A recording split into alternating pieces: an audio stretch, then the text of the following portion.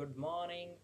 Welcome to my amazing सा प्यारा सा channel Physics Universe. I hope you are all fine at your home and we are enjoying this online lectures.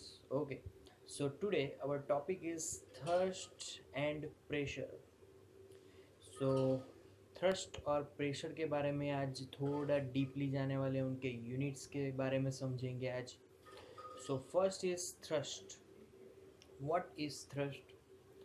Simple, the force is exerted on the surface, perpendicular force is exerted on the body is called thrust. मतलब always if force is perpendicular to the surface it is called thrust.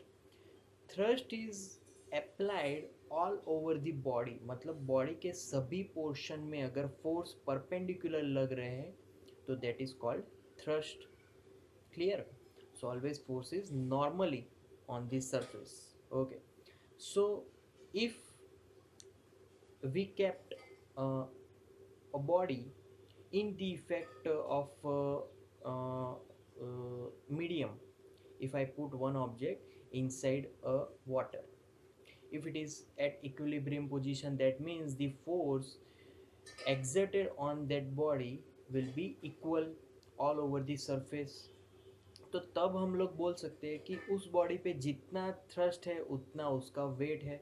मतलब कि wait को balance कौन कर रहा है? तो thrust balance उसको कर रहा है. Clear?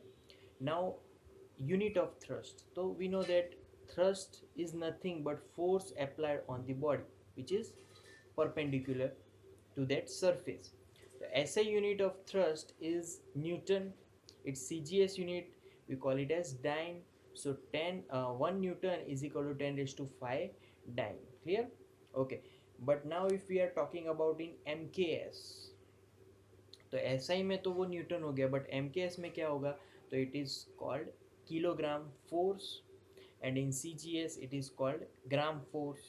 Clear? So 1 kilogram force is equal to 9.8 Newton, but 1 gram force is equal to 980 dyne. Clear? Okay. Now we are moving on to pressure. Pressure भी एक परपेंडिकुलर फोर्स ही है जो कि सरफेस से परपेंडिकुलर लगता है. बट प्रेशर में एक चीज़ थोड़ी डिफरेंस है थ्रस्ट से, and that cheese is the pressure is acts on particular area. वो एक पर्टिकुलर एरिया के ऊपर ही लगा, that is called pressure. But thrust क्या होगा? तो थ्रस्ट होगा पूरे बॉडी पे लगेगा, बट प्रेशर पर्टिकुलर एरिया पे ही लगेगा, which is the force which is perpendicular on particular area. Clear? So एक एग्जांपल भी है गिवन. जब कभी भी हम लोग वो दलदल वाला रेत होता है ना, उसकी बात करें जो कि डिज़र्ट में पाया जाता है. सो डिज़र्ट्स में ऐसी जो रेत होती है कि जो हम लोग अगर उस पर खड़े रह जाएं तो वो हमें नीचे खींचने लगती है, मतलब उसको बोलते हैं रेत का दलदल. बट अगर उसी रेत पे हम अगर लेट जाए तो हम लोग नीचे नहीं जा पाएंगे. क्यों ऐसा हुआ? तो पहले हम लोग खड़े हुए थे, मतलब कि हमारा जो सरफेस एरिया था वो बहुत ही कम था. अगर सरफेस एरिया बहुत ही कम होगा प्रेशर ज़्यादा लगेगा. बट अगर हम लोग लेट जाए तो हमारा सरफेस एरिया बढ़ गया ऑन दी रेत. तो सरफेस एरिया बढ़ जाएगा तो प्रेशर कम हो जाएगा, तो हम लोग उस दलदल से बच सकते हैं. क्लियर? तो प्रेशर की अगर फॉर्मूला देखी जाए तो pressure is nothing but thrust upon area. Simple. So pressure is equal to force upon area. Thrust is nothing but normal force to the surface upon area. Clear? Now pressure is a scalar quantity. Similarly thrust भी एक one type of force था, but we call it as vector quantity. क्यों? क्योंकि that particular direction is perpendicular to the surface. Clear? So now unit of pressure. Pressure की formula से ही उसका unit लिखेंगे Newton upon meter square.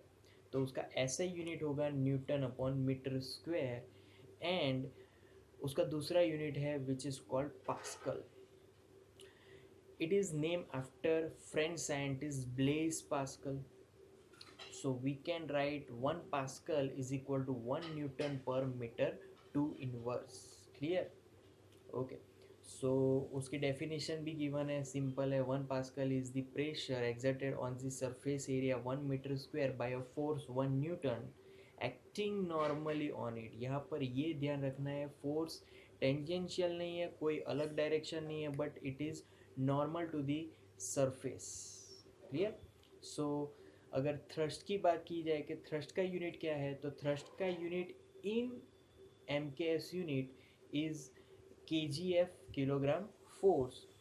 In we can call it in CGS also gram force. Clear? But अगर pressure का unit बोला जाए कि pressure का unit in the form of MKS, that is kilogram force meter two inverse. In CGS also dyne centimeter two inverse. Clear?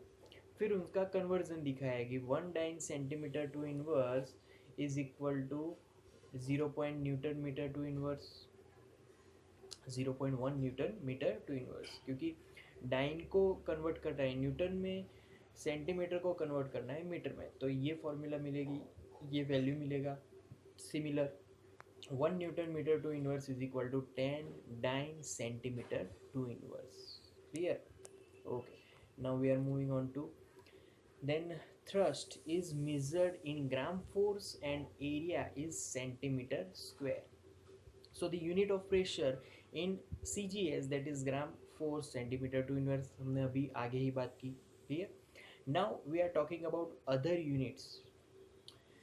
Other units of pressures are 1 bar is equal to 10 raised to 5 Newton meter to inverse. This one, if we are talking about 1 millibar, 10 raised to minus 3 bar, and it is converted into Newton meter, that is 10 raised to 2 Newton meter to inverse. So these are the different units, different conversions of different pressures units. Clear? और भी बहुत सारे unit से आगे बात करेंगे. Pressure in the conversion of mercury column. अब mercury column में प्रेशर का क्या यूनिट होगा? So that is 0.76 meter of Hg, मतलब कि 0.76 मीटर ऑफ Hg. ये एक लेवल बताता है, मतलब कि जब कभी भी हम लोग मर्क्यूरी को पर्टिकुलर गैस कंटेनर में भरेंगे तो उसका लेवल है कुछ ऊपर आएगा. तो वो लेवल क्यों ऊपर आया? Due to pressure. तो उसको हमने एक यूनिट मान लिया इन दी particular in form of centimeter, that is 76 centimeter of Hg and 760 millimeter of Hg. तो ये सारे प्रेशर्स के डिफरेंट यूनिट्स है, बट इन सभी को अगर कन्वर्जन किया जाए एक में, तो एक दूसरा ही यूनिट है उसका प्रेशर का, and that is atmosphere. Now 1 atmosphere is equal to 0.76 meter of mercury is equal to into the Pascal now 1.013 into 10 raised to 5 Pascal. Again pressure का यूनिट है that is toroid. It is called torr. Torricelli से आया. Torricelli is equal to 1 millimetre of mercury. 1 atmospheric is equal to 760 Torricelli. So these all are the units of pressure. बहुत सारे units आ चुके. Clear? Okay. Now factors affecting the pressure. दो ही factor है pressure की फॉर्मूला में. हम जानते हैं pressure is equal to force upon area. तो एक फैक्टर है force which is perpendicular to the surface, and area. Area जितना ज़्यादा उतना प्रेशर कम. क्लियर? अब बात करते हैं एक ब्रिक की, which is the weight is 4 kilogram force. Dimension is length 20 centimeter, breadth 10 centimeter, height 5 centimeter. Okay, थोड़ा डिफरेंस है. क्लियर? 25 10. ओके. नाउ यहाँ पर ये चीज़ यहाँ पर समझाइए कि लॉन्गेस्ट साइड वर्टिकल, उसको ऊपर कर दिया वर्टिकली, और यहाँ पर शॉर्टेस्ट साइड वर्टिकल, मतलब कि 5. तो लॉन्गेस्ट साइड 20, शॉर्टेस्ट साइड 5। अगर हम ऐसे रखेंगे तो पूरा प्रेशर ही चेंज हो जाएगा। कैसे चेंज होगा देख लेते हैं। तो एरिया ऑफ बेस, मतलब कि for this figure what is the area of base, तो area of base that means the 5 × 10, just उसका एरिया फाइंड करना है। तब 20 को पूरा नेग्लेक्ट कर देना है। Clear? So that will B 50 centimetre square. Okay, so pressure now that is 4 kilogram force upon 50 centimeter, so that will be pressure on this particular example is 0.08 kilogram force centimeter to inverse। But जब कभी भी मैं vertically अगर जो side है उसको कम कर दूं, तो वर्टिकली साइड में अब मेरा जो एरिया है वो चेंज हो जाएगा। अब मेरा एरिया है that will B 10 × 20। Clear? So that will B 200 centimetre. तो अब जो मेरा प्रेशर है, अब प्रेशर और कम हो जाएगा and now my new pressure will be 4/200 that will be 0.02 kilogram force centimeter two inverse. So this is my new force. जब कभी भी सरफेस एरिया बढ़ेगा, pressure will be decreasing at that particular instant. Clear?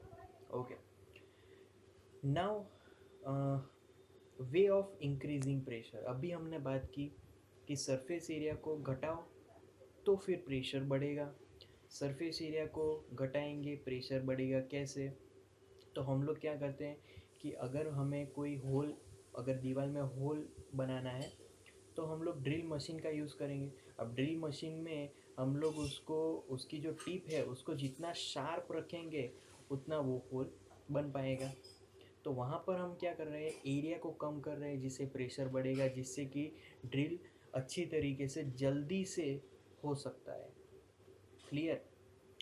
अब second method में दूसरा अगर उसका example लिया जाए तो दैट अगर कोई शार्प कील अगर उस पर पैर आ जाए तो क्या होगा कि हमें बहुत ही डैमेज होगा हमारा पैर। बट हम पूरा सरफेस एरिया बढ़ा देंगे उस टिप का तो फिर डैमेज नहीं होगा। क्यों? क्योंकि वहाँ पर एरिया बढ़ा दिया है, प्रेशर कम हो गया है। Clear? Now we are moving on to way of decreasing pressure. Pressure को डिक्रीज कैसे किया जाए? तो सरफेस एरिया बढ़ा के। सिंपल, क्या किया हमने, सरफेस एरिया को बढ़ा दिया तो उससे प्रेशर डिक्रीज हुआ तो डैमेज कम होगा। और जो दूसरा एग्जांपल है कि जो बिल्डिंग्स होती है ना उसमें हम लोग पिलर्स की सरफेस ज़्यादा रखते हैं। क्यों? क्योंकि उसके जो एरिया ज़्यादा रखेंगे तो प्रेशर कम आएगा तो जल्दी टूटेगा नहीं। तो ज़्यादा टाइम उस बिल्डिंग को चलवाने के लिए उस पिलर की जो सरफेस है उसको बढ़ाना पड़ेगा जिससे प्रेशर कम लगेगा तो ज़्यादा बिल्डिंग की जो एज है वो ज़्यादा हो जाएगी। Clear? So that's it for today guys, that's all for thrust and pressure. Thank you guys for listening my video lectures till the end, that means a lot to me. Thank you very much.